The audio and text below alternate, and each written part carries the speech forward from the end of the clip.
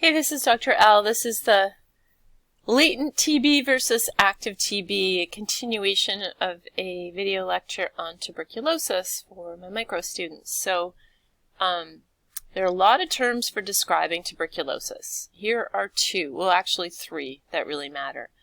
Primary, latent, and active. Active is the form that is infectious and that is associated with the symptoms that I was describing in the previous component of this lecture. Latent means you have the bacterium, but you are not showing symptoms, you are not contagious, you're not going to give anybody else the infection, but you do carry the bacterium, and the latent disease can turn into active disease. Primary means the form of the disease you have like right at the beginning when you are first infected. And so what you might see in a patient is they get infected, they get this primary infection, and they really don't show many symptoms, so they're described here as asymptomatic, and in fact the immune system kind of contains or curbs the bacterium and keeps it at latent. However, they can go from being latent to active, and different factors can influence that. So we'll talk a little bit about some of those. Okay. All right. So like differences in latent TB and active TB. Are you infectious? No, with latent. Yes, with active. So you can't pass it on to somebody else if you have latent TB, but you can if you have active TB. What about your symptoms? So clinically you don't really show symptoms with latent TB. But with active TB, you've got your fevers and chills, your weight loss, your night sweats, your cough or dyspnea, trouble with your respiratory system. If you take an X-ray or you otherwise image the respiratory system, with latent TB, you may not see much of anything, but you should probably see these like little pockets that are called granulomas. The old-fashioned word for those is tubercles. If you look at an active TB patient with imaging, you'll see distinct lesions or pockets of infection in the lungs. You may see smaller pockets called infiltrate. You may see fluid called infiltrate. And you may see these little nodules or tiny pockets of the bacterium growing throughout the lungs.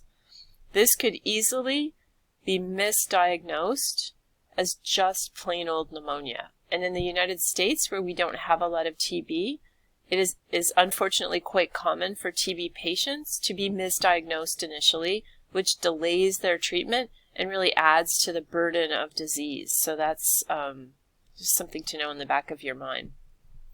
There are a variety of other tests, like a blood test and a skin test, that will be positive if you have latent TB and generally positive if you have active TB.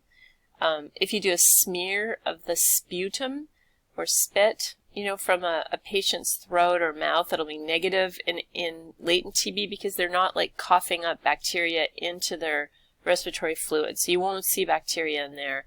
But if you look with active TB, you may see it. You may or you may not. This can be a tricky disease, okay? You'll be culture negative, typically for latent TB, because the bacterium is contained in these little granulomas in the lungs. And so it's not really traveling around in the body at all. But if you culture blood or sputum from someone with active TB, you will get the pathogen growing. Okay, so this is like a really tiny figure and the bottom is cut off, but I'm going to zoom in on the top part of the figure next and then the bottom part of the figure yet, because this is a beautiful image that kind of shows the life cycle of Mycobacterium tuberculosis, and it includes some of what the human cells are doing and the human immune system. So up here, actually let me just, we're going to go through this part first, and then we're going to go from this part, okay? And so I'm just going to point out that up here is where like infection is happening, and someone with active TB is spreading it to somebody new that didn't previously have TB. This is a human cell called an alveolar macrophage. So these are phagocytic cells that reside in the alveoli of our respiratory systems. Sometimes they're called dust macrophage, as I mentioned earlier.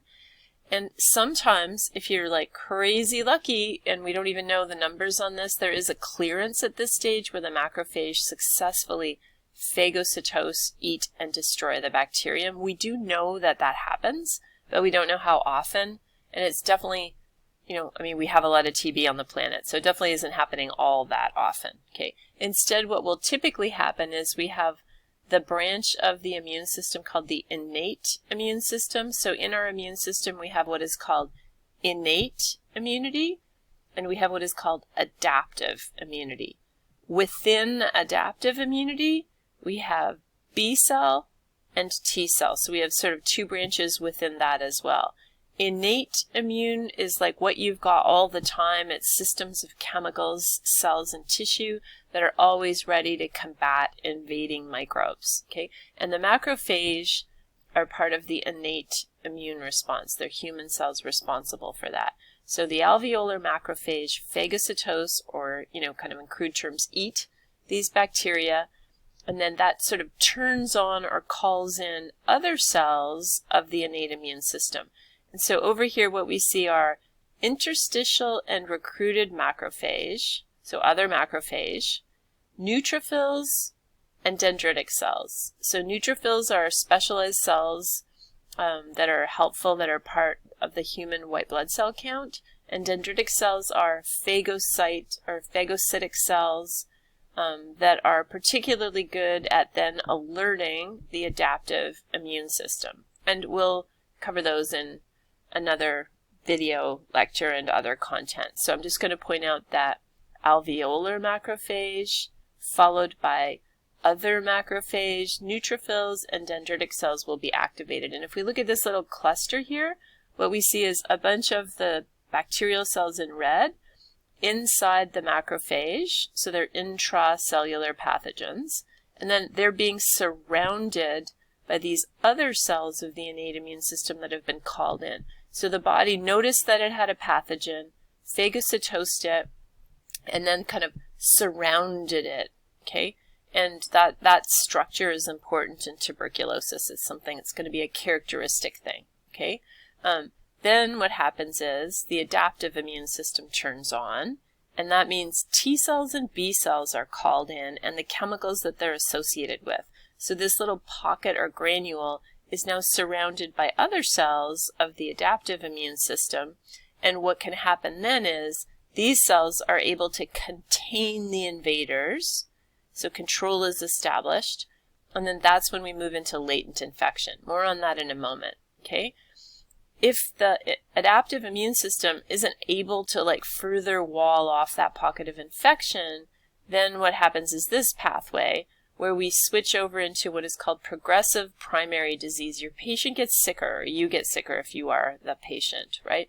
And what will happen is the bacterium will not be contained by the cells of the human immune system. Instead, the bacteria will start to multiply, and they will actually eventually burst out, which is when you have what is called cavitary disease, which means the bacteria have been released and they're going to be disseminated through other parts of the body. And this is active TB. So those bacteria are going to get up the respiratory tract.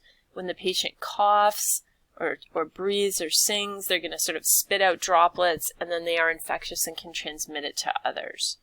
So let's look a little bit more at these. So I kind of just covered the top part of this, right? Here's a primary infection, and someone with active TB exhales droplets. Someone without TB inhales those droplets. They get down, the bacteria therefore gets down into the alveoli. Down in the alveoli, the alveolar macrophage, which are human white blood cells that kind of function like the bodyguards of our body. They will encompass, they will phagocytose, or engulf and try to destroy, but generally fail to destroy these bacteria. If they do manage to destroy them, that's called clearance, and it's rare. We can't count on that. So instead what will happen is the macrophage, which are now themselves infected, will call in other cells of the innate immune system. Those other cells are other macrophage, neutrophils, and dendritic cells. And they will surround the infected macrophage.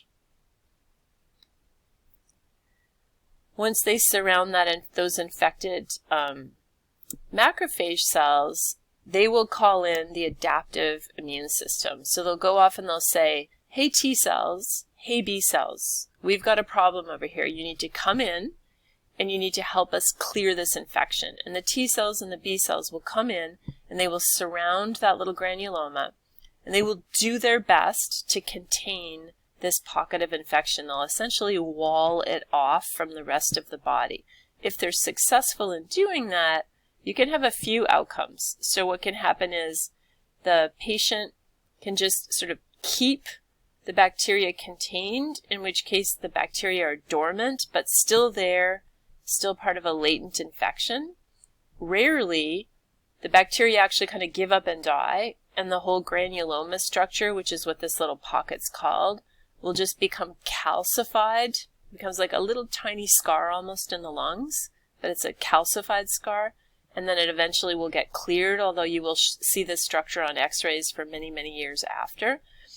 However, sometimes you'll see these little persistent dormant infections actually then sort of start to spill over into almost being active TB, but where you have what is called a subclinical infection.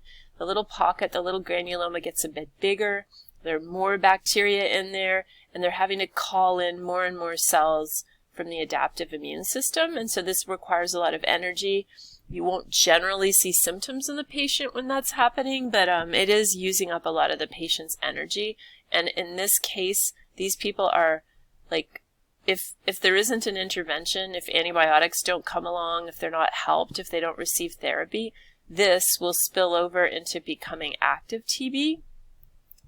And then you'll get what is called a caseating granuloma, where it's getting bigger and bigger. And in fact, the bacteria can start emerging or bursting out from it in what is called cavitary disease, and there you have active TB again.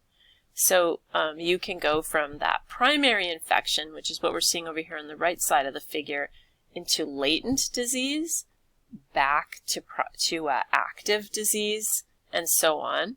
Or you can see a patient that is infected and has the early stages of a granuloma, despite the adaptive immune system being called in, they actually go straight to primary disease and to active TB. So it's kind of really an it depends thing what can happen. This is fairly complex, and it's about the relationship between the bacterial pathogen and the host cells. And the bottom line is, can your immune system deal with this?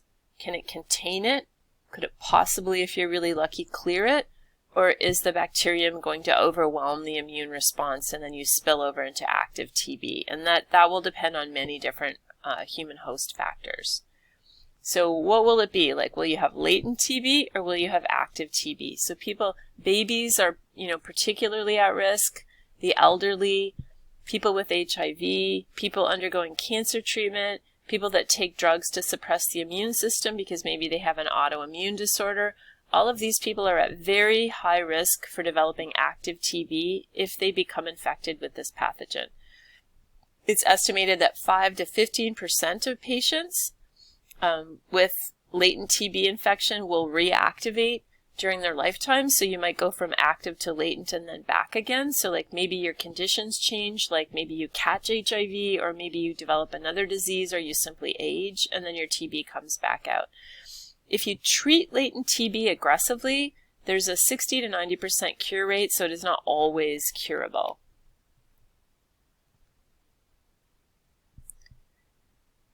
TB can be pulmonary, and it can be extrapulmonary. Pulmonary means contained in the lungs, but when you have active TB and it's bursting out, it's in that cavitary form that I just talked about, the bacterium will get into the lymph and into the blood, and it will be disseminated throughout the body. It can cause meningitis. It can cause something called scrofula, which is infection in the lymph tissue of the neck. This is the lung, the pleural lining is the lining of the lung, and that can get infected, so the infection can go outside the alveoli and into the pleura. It can be disseminated in these little pockets that are called miliary TB, because it's about the size of a grain. It can move into a person's back, and then they call that form of the disease Pott's disease, and it can also go into the genitourinary system. It's a really terrible disease. There are tests for TB, and so I'm going to cover those and a little bit more in the next part of the video lecture.